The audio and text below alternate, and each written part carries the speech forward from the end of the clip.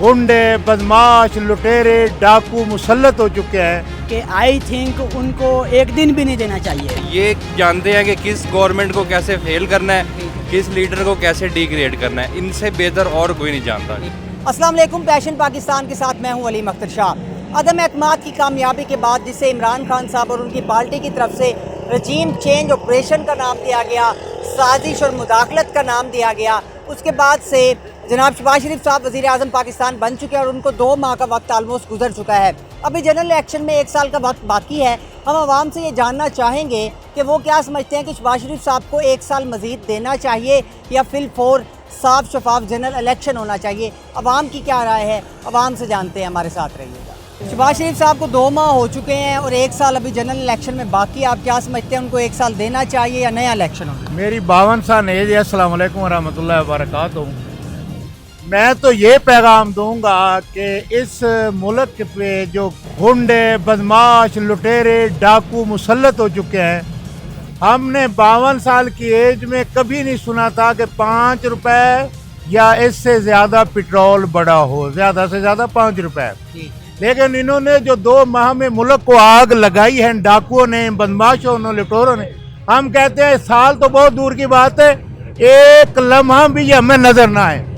अल्लाह ताला हमें ऐसा हुक्मरान अता फरमाए जो इस मुल्क की सलामती के लिए, इस मुल्क के लिए, इस अवाम के लिए, इस मिल्लत के लिए, इस सरजमीन के लिए कोशा हो। ऐसा कोई हुक्मरान आपको भी नजर आ रहा है फिलहाल? हम दुआ को हैं बारगाह इलाही में, उसके दरबार में किसी चीज की कमी नहीं है, मगर हम इन लुटेरों से, डाकुओं से, बदमाशों से तंग आ चुके हैं। चूँकि ये वो लुटेरे हैं, कभी नून ग्रुप के हाथ में हुकूमत और कभी पीपल्स पार्टी के हाथ में हुकूमत, ये सारे के सारे लोटे इन्होंने मुल्क को तबाह बर्बाद कर दिया है। आज लोग जो है अपने घर में खाना सुकून से नहीं खा सकते, किराएदार किराया नहीं दे सकते, बिजली का बिल अदा नहीं कर सकते, जो बच्चों का खाना है पूरा नहीं कर सकता, वो बच्चों को कैसे पढ़ाएगा? पहली तो बात ये है कि आई थिंक उनको एक दिन भी नहीं देना चाहिए। अच्छा। आप 1 साल की बात करते हैं, क्योंकि आप मुआवजा करें, आप रिसर्च करें कि जब उनकी हुकूमत आई है तब से GDP ग्रोथ भी नीचे जा रही है, हमारे ज़र मुबादला भी नीचे जा रहे हैं, हमारी एक्सपोर्ट भी नीचे जा रही है और इम्पोर्ट भी नीचे जा रही है। तकरीबन आई थिंक लोड शेडिंग वो बढ़ रही है और जो पेट्रोल की कीमतें हैं वो बढ़ रही हैं और महंगाई, बेरोज़गारी वो बढ़ रही है। तो मेरे ख्याल से तो मेरा जो अपना ज़ाती राय है तो उनको एक दिन भी नहीं देना चाहिए, नया इलेक्शन होने चाहिए। अच्छा, खान साहब के दौर में हम देख रहे थे लोड शेडिंग नहीं थी, पेट्रोल फिर भी थोड़ा बहुत ऊपर जा रहा था। उन्होंने कैसे चीज़ों को कंट्रोल किया हुआ था? क्यों इनके हाथ से चीज़ें निकल रही हैं? क्या इन्होंने टैक्सेस बढ़ाया? क्या मामला? उन्होंने क्या किया कि आपके सामने है कि जो उन्होंने अहदाफ रखे थे टैक्स कलेक्शन के, उन्होंने उससे ज़्यादा टैक्स कलेक्शन की है। डेफिनेटली खान साहब का यही नज़रिया था कि जब तक आप टैक्स कलेक्शन के अहदाफ पूरे नहीं करते हैं तो तब तक आप कौम को तरक्की की तरफ नहीं ले जा सकते। क्योंकि उन्होंने बहुत से लोगों को, जो हमारे ज़िला उकाड़ा से मेरा तलक है, वहाँ पे बहुत से ऐसे लोग थे जिनमें नून लीगी MNA रियाजुल हक हैं, वो बनासिफ्ती घी की उनकी मिल है, वो क्या करते थे, उन्होंने एक हॉस्पिटल खोला हुआ है, उसके अवध और लोगों को कुछ फिल्टर प्लांट लगवा दिए, इस तरह की काम करके टैक्स से बचे, इस तरह की सहूलतें देकर टैक्स से बचते थे। उन्होंने क्या किया, सभी को कौमी इदारे में लाया। हमारे इलाके की एक अकबर चौधरी है कि वो हमारे मेरे जो चाचू हैं वो लायर हैं, वो उनके पास है, वो अकबर चौधरी, वो कहता है कि मैं खुद भी उनमें शामिल था कि मैं भी टैक्स नहीं दिया करता था। जब खान ने नारा लगाया कि अपनी कौम के लिए आप टैक्स दो, तो फिर अकबर चौधरी ने 25 लाख टैक्स जो उसका बनता था वो नहीं देता था। अच्छा। तो इस तरह के बहुत से लोगों ने खान के नजरिए को देखते हुए टैक्स दिए होंगे। सर, इलेक्शन होना चाहिए, नया इलेक्शन होना चाहिए, लेकिन इलेक्शन से पहले जो इलेक्टोरल रिफॉर्म्स है ना, वो बहुत ज़रूरी हैं। उसके बगैर चाहे 1 महीने में इलेक्शन हो, चाहे 4 महीने में इलेक्शन हो, वो किसी सूरत भी कबूल नहीं है। ठीक है ना। बाकी शहबाज शरीफ को बिल्कुल टाइम नहीं देना चाहिए, ठीक है ना। फ़ौरन जो है अबूरी गवर्नमेंट बननी चाहिए और इलेक्शन की तरफ हमें जाना चाहिए, लेकिन जो इलेक्टोरल रिफॉर्म्स हैं वो बहुत ज़रूरी है। इसमें सबसे बड़ी रुकावट PMLN की तरफ से हमें नज़र आती है, इलेक्टोरल रिफॉर्म्स की तरफ। जो इन्होंने जो EVM मशीन बनाई उसमें भी ECP का भी थोड़ा सा बिहेवियर डिफरेंट था, उस हवाले से आप क्या कहेंगे कि इनके क्या मफादात ऐसे हैं कि ये उसे कबूल नहीं कर पा ये रहे? पिछले 40 साल से गवर्नमेंट में होते हैं और ये इस चीज़ को ना, ये जो टैक्स हैं मतलब किस तरीके से किसी को मैनिपुलेट करना है, किस तरीके से किसी की लेग पुलिंग करनी है, ये इसमें माहिर हो चुके हैं। ठीक है, ये जानते हैं कि किस गवर्नमेंट को कैसे फेल करना है, किस लीडर को कैसे डिग्रेड करना है, इनसे बेहतर और कोई नहीं जानता। ठीक है ना, ये अपना हर हरबा इस्तेमाल कर रहे हैं जो कि ईमानदार और ऑनेस्ट लीडर्स हैं उनको मैनिपुलेट करने की। मुझे ये बताएं कि जनरल इलेक्शन आने वाले जो साल में होगा उसमें आप किसको सपोर्ट करेंगे और क्या समझते हैं कि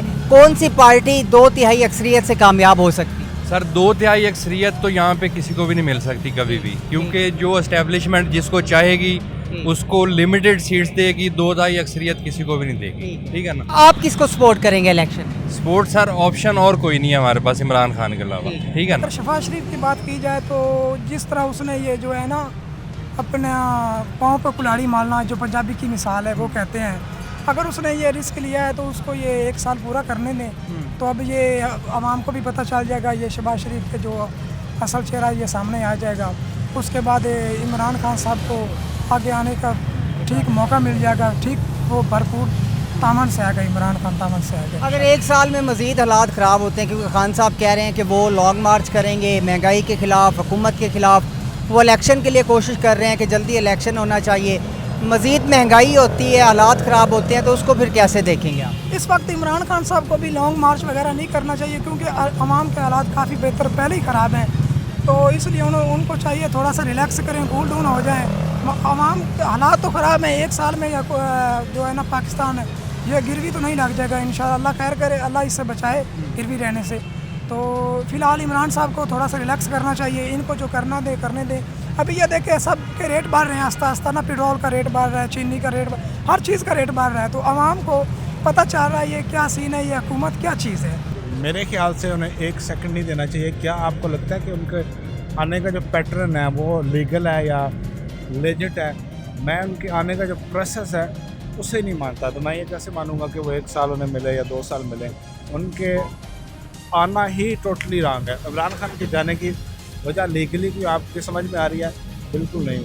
आईनी या कोई लीगल या कानून के मुताबिक नहीं, उनका वो शहबाज शरीफ साहब तो ये क्लेम करते हैं कि हमने अदम एतमाद की आर्टिकल को इस्तेमाल किया है, कोई साजिश कोई मुदाखलत वो कहते हैं हुई नहीं है। साजिश और मुदाखलत वो नहीं कह सकते कि हुई है या नहीं, क्योंकि वो चीफ जस्टिस नहीं है, ना ही जज है। बिल्कुल उनका मौक़िफ़ हो सकता है कि साजिश नहीं हुई, लेकिन वो अंडरस्टूड बात ये नहीं हो सकती कि या हतमी फ़ैसला उनका नहीं हो सकता कि साजिश नहीं हुई। ये supreme court of Pakistan finalise करेगी कि साजिश हुई है या नहीं हुई। अच्छा, जो महंगाई हुई है इस पर आप क्या कहेंगे कि ये इंटरनेशनली हुई है या बजट में इन्होंने जो टैक्स बढ़ाया उसकी मद में हुई है? बीइंग ऑनेस्ट, पहले भी ये जो महंगाई थी, पेट्रोल का इम्पैक्ट इंटरनेशनल प्राइसेस की वजह से था। अभी भी जो पेट्रोल की प्राइसेस है इसका इंटरनेशनली लिंक्ड है ये प्राइसेस।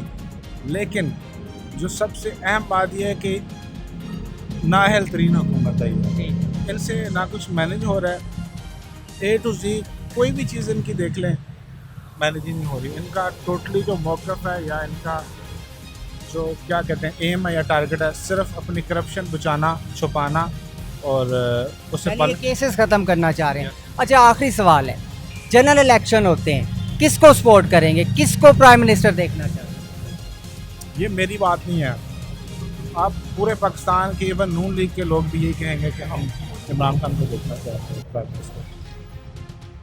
इवन किसी यहाँ पे जितने भी लोग हैं ये भी बताएंगे कि आप किसको देखना चाहेंगे। नहीं बैठना चाहिए, इन्हें नहीं बैठना चाहिए, तो बुरा हाल कर दिया इन्होंने आवाम का। क्या था, मैं एक रेडी बाने वाला हूँ, रेडी बान हूँ, लेकिन जो पहले था वो अब नहीं। ठीक है, पहले फिर भी कुछ है, 2-3 रुपए तेल महंगा होता था तो सिर पे बाजू रखा जाता था, और अब धड़ाधड़ 84 रुपये महंगा हो गया। गरीब आदमी की पहुँच हर चीज़ बाहर हो गई है। हम बड़े मजबूर हो गए इनके आने से। शायद वो रहता, वो यही सेटअप से चलता रहता, वैसा चलता रहता। वो तो उसके जाने से उन्होंने अपने नए निज़ाम के साथ जो हाल किया आपके सामने। अच्छा, आप क्या समझते हैं शहबाज शरीफ साहब जिस तरीके से हुकूमत में आए हैं उसमें आपको कोई साजिश या मुदाखलत या अमरीकी दबाव नजर आता है? चोर दरवाजे से आए हैं ये, चोर दरवाजे से आए हैं, साजिश से आए हैं ये। जब इसकी भी आप फौज के साथ अंडरस्टैंडिंग हुई तो आए ना, अदारों के साथ हुई है। जब इमरान खान को इन्होंने बाहर कर निकाल कर बिठा दिया। अगर अच्छा, आपने कहा कि इदारों के साथ अंडरस्टैंडिंग हुई है तो आए। अवाम अब इस वक्त इमरान खान साहब के साथ निकल रही है, आप क्या समझते हैं सिर्फ अवाम के जोर पर खान साहब इक़्तिदार में आ सकते हैं या उन्हें भी वहाँ उन लोगों से ताल्लुकात बनाना होंगे? इमरान खान गरीब के साथ है, गरीब इसके साथ है, जो मेहनत मजदूरी करने वो इसके साथ है, इसलिए अल्हम्दुलिल्लाह वो आएगा और वो छा जाएगा, पूरी दुनिया में वो छाया, मशहूर है, वो पहले भी हीरो था और अब भी हीरो है। अब के जनरल इलेक्शन में वोट होंगे, इलेक्शन होगा, किसको सपोर्ट करेंगे? इमरान खान को। ये मजदूर जितने हैं ना, रेडी बान, ये सब इमरान खान को वोट देंगे, क्योंकि ये तो अपने लिए करते, ये तो आपके सामने जो इन्होंने किया, अपने केसेस से इन्होंने माफ़ करवाए, आला धारा ही ख़त्म कर दिए और आप वो बिल्कुल साफ हो गए। नहीं, इलेक्शन होना चाहिए, जितना जल्दी हो सके इलेक्शन होना चाहिए, क्योंकि ना क्या अभी इतना महंगाई, अगर एक साल और आगे चला पता नहीं क्या बनेगा ना। नहीं सर, नहीं देना चाहिए, क्योंकि ना एक तो महंगाई बहुत ज़्यादा करती है शहबाज शरीफ साहब के आने की वजह से। समझते हैं हुकूमत जो चेंज हुई है उसमें कोई अमरीकी साजिश भी है या फिर अंदरूनी जो मामलात हुए हैं वो थे? ये सारे के सारे अमेरिका के इशारे पे हो रहा है और उनके साथ जो हमारे ख़ास लोग हैं वो मिले हुए हैं। हम ये उनके लिए बार बार इल्तजा करेंगे कि बेहतर है तुम्हारे लिए कि अल्लाह ताला तुम्हारे ऊपर कोई अजाब भेजे, अजाब आने से पहले इस मुल्क को छोड़ दें, इस सरजमीन को छोड़ दें और अल्लाह के अजाब से डरें। ये इतनी मखलूक पे मुसल्लत होकर जो जुल्म और सितम कर रहे हैं उसकी कोई हद नहीं है। आने वाले इलेक्शन में किसको सपोर्ट करेंगे? इंशाअल्लाह ताला आने वाले इलेक्शन में हम उसे सपोर्ट करेंगे जो हुक्म मुल्क के लिए, कौम के लिए, इस्लाम के लिए कोशां होगा।